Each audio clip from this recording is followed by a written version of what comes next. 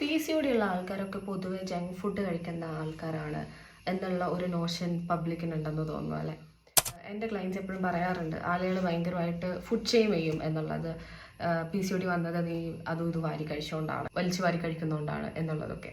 പക്ഷേ ഇതൊട്ടും ശരിയായിട്ടുള്ളൊരു കാര്യമല്ല. PCOD എന്ന് പറയുന്ന ഒരു കണ്ടീഷൻ ജങ്ക് ഫുഡ്സ് കൊണ്ട് മാത്രം വരുന്ന ഒരു കണ്ടീഷനല്ല. ഇതിന് പല ടൈപ്സ് ഉണ്ട്, പല റീസൺസ് ഉണ്ട്.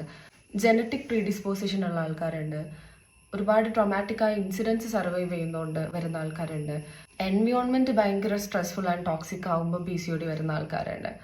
അതുകൊണ്ട് തന്നെ PCOD ഉള്ള ഒരാളെ കാണുമ്പോഴേക്കും നിങ്ങൾ ജനറലൈസ് ചെയ്തിട്ട് അവർ ഭയങ്കര ജങ്ക് ഫുഡ് കഴിക്കുന്ന ഒരാളാണ്, അല്ലെങ്കിൽ അവരൊട്ടും ഹെൽത്ത് നോക്കാത്ത ഒരാളാണ്, അല്ലെങ്കിൽ ഭയങ്കര മടിയായിട്ടുള്ള അല്ലെങ്കിൽ അങ്ങനെ ഇറസ്പോൺസിബിൾ ആയിട്ടുള്ള ഒരാളാണ് എന്ന് നിങ്ങൾ വിചാരിക്കരുത്.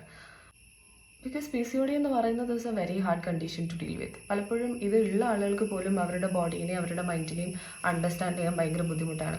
അത് കൂടാണ്ട് പുറത്തുനിന്നുള്ള ഇത്രയും judgements, I'm talking about just one thing, ഒരുപാട് ജഡ്ജ്മെൻ്റൽ ആയിട്ടുള്ള കാര്യങ്ങളാണ് PCOD ഉള്ള ആളുകൾ ഫേസ് ചെയ്യുന്നത്. അപ്പം അതുകൊണ്ട് stop it. And if you are someone with PCOD, just know that it's not your fault that you have PCOD, and you don't have to blame yourself or you don't have to punish yourself for having it. Okay?